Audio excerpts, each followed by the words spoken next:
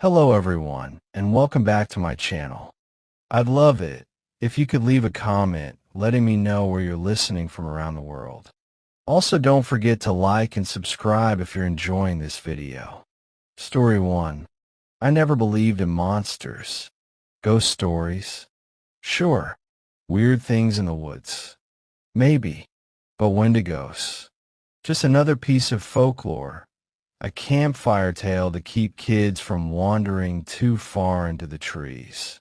That changed last winter. My uncle owned a hunting cabin deep in Minnesota's North Woods. A small, isolated place, barely more than a wooden box in the middle of nowhere. No electricity, no running water, just a fireplace, a cot, and a few shelves stocked with canned food and whiskey bottles older than me. It was the kind of place you went to when you wanted to be alone. And that's exactly what I needed. I had just gone through a rough breakup, lost my job, and was on the edge of something dark. My uncle, seeing the way I was unraveling, tossed me the cabin keys and told me to take a weekend for myself.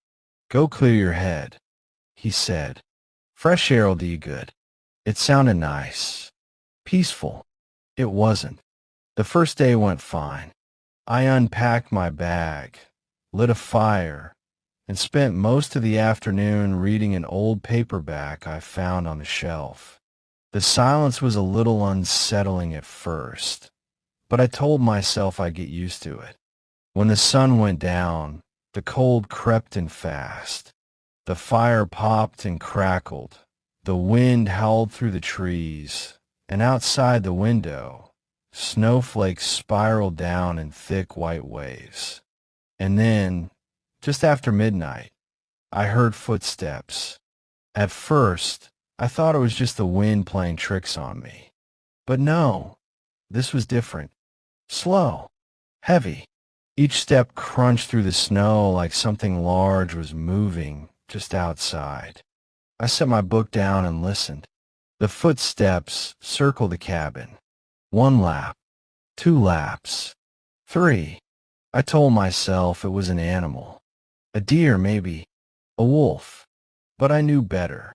Deer don't walk in perfect circles. Wolves don't move like that. Deliberate, methodical, as if they're thinking about the best way to get inside. Then came the knocking.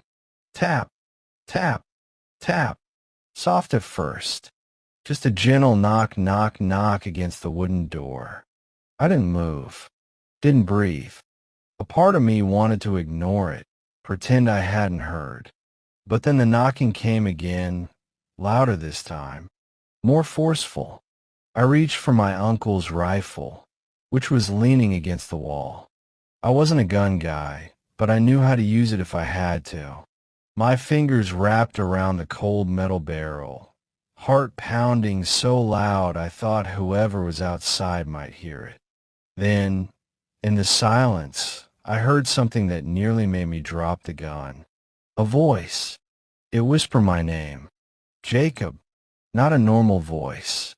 It was thin, stretched out, like someone had learned to speak by listening to humans, but had never actually been one. I clenched my teeth, gripping the rifle tighter. No one knew I was here. The whisper came again, right outside the door. Jacob, let me in. I raised the rifle, aiming at the door, even though I knew bullets wouldn't help. Some primal instinct told me this wasn't something you could kill. Then, just as suddenly as it started, the whispering stopped. The footsteps moved away. I listened as they crunched through the snow, fading into the darkness. I didn't move for the rest of the night. Just sat there, heart hammering, rifle aimed at the door. The fire burned low, casting flickering shadows on the walls. And outside, the wind screamed through the trees like a warning. When the first light of dawn seeped through the window, I finally got the courage to check the door.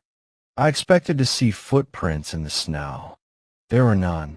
Not a single mark in the fresh white powder, but something had scratched deep, jagged claw marks into the wood.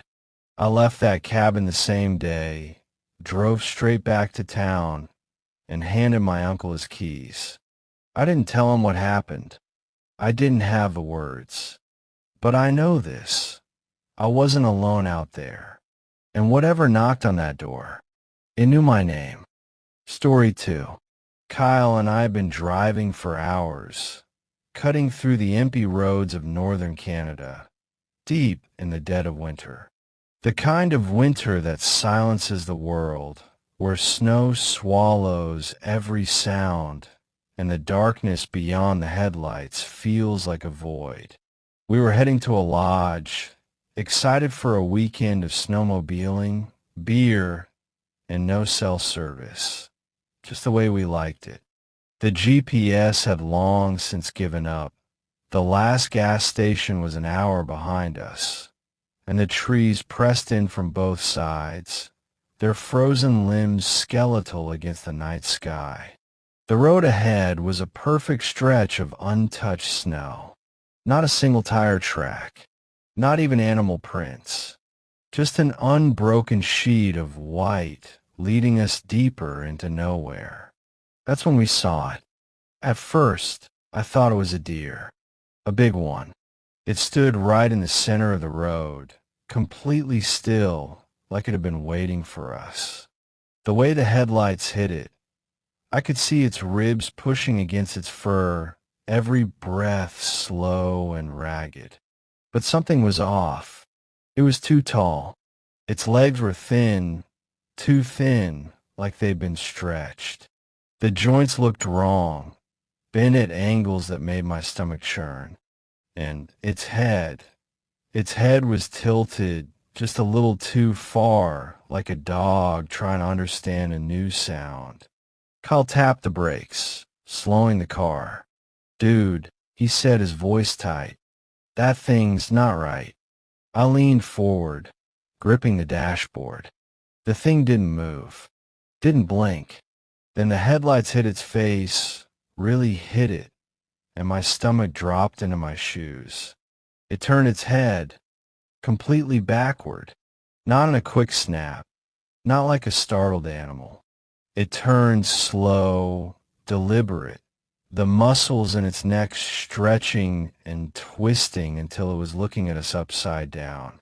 Its mouth opened, but it didn't make a sound, just hung open like a silent scream. Jesus Christ. Kyle slammed the gas. The tires spun for half a second before catching, and we surged forward. The deer, if you could still call it that, didn't flinch. Then, just as we were about to pass it, it moved. Not ran. Moved. Its body jerked unnaturally, like a puppet with its strings yanked. Its legs stretched as it lunged at us, its face inches from my window. And I saw it. Up close, the fur was just rotting flesh, peeling away from a skull too large for its body. The jaw wasn't just open, it was split down the middle, jagged teeth lining both sides like a set of broken knives. The worst part, the eyes. There were no eyes, just deep, hollow sockets that locked onto mine. Claws, actual claws, raked against the car door, shrieking against the metal. Kyle screamed, yanking the wheel to the right. The tires skidded. We hit the shoulder, barely missing a tree. Snow exploded around us, blinding white for a second before Kyle wrestled the car back onto the road. The thing had stopped, standing right in the middle of the road, its elongated body twitching like it was adjusting to some awful, unnatural form. Then, with that same jerking, broken movement, it stood up, on two legs. My body locked up. My brain refused to process what I was seeing. It wasn't a deer. It had never been a deer. Kyle hit the gas again, hands white-knuckling the wheel. The car fishtailed for a second before rocketing forward. I twisted in my seat, staring out the back window. The thing just stood there, watching us go, and then it took a step toward the trees. One slow, careful step, then another, and another, and then, just like that, it was gone. Neither of us spoke for the rest of the drive. The road stretched on, winding through the black void of the forest. Every shadow between the trees felt alive. I kept expecting to see those hollow sockets peering back at me from the dark. When we finally pulled up to the lodge, the owner, a grizzled old man with deep lines in his face, looked up from his seat by the fireplace. He took one look at us, our pale faces, Kyle's shaking hands gripping the wheel, and he just nodded.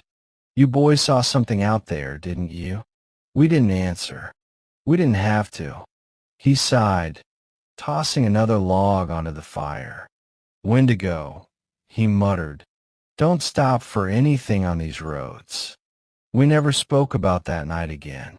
But sometimes, when the world gets too quiet, when the snow falls too heavy and the wind whistles just right, I swear I can hear claws scraping against metal.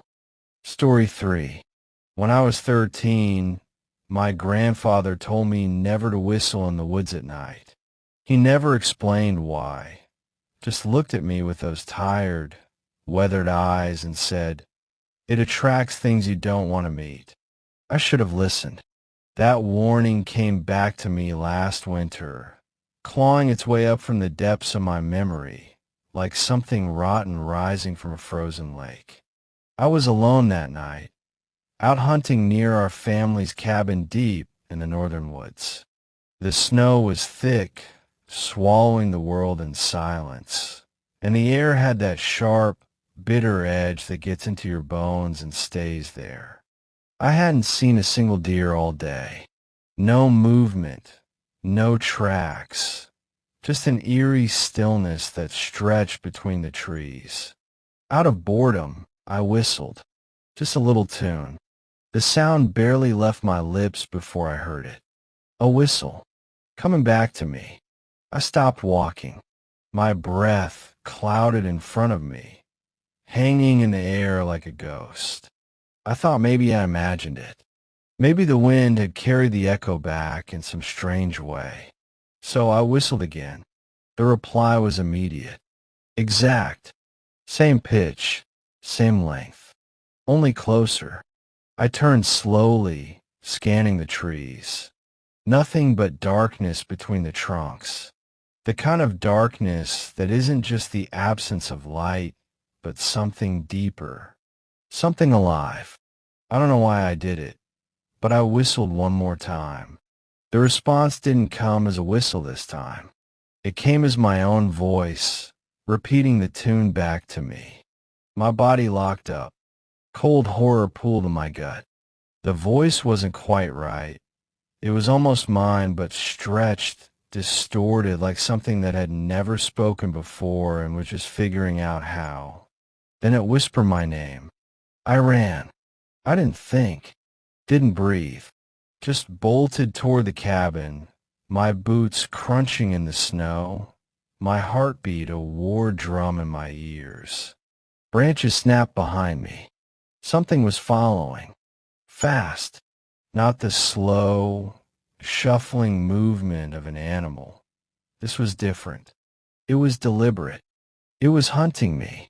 The cabin was in sight, its windows glowing with the faintest ember of light. Just a few more feet. I hit the porch, threw myself inside, and slammed the door shut. Silence. I locked every bolt, backed away, my chest rising and falling in frantic gasps. My mind screamed at me to grab the shotgun above the fireplace, but my hands wouldn't move. Then, the whisper came again, right outside the window. "Come back out." I nearly screamed. The voice was wrong, too close, too knowing. It wasn't just saying the words. It was inviting me. I forced myself to look. Through the frost-covered glass, just beyond the tree line, I saw it. A shape. Tall. Thin. Its limbs too long. Its posture wrong, like something struggling to stay upright.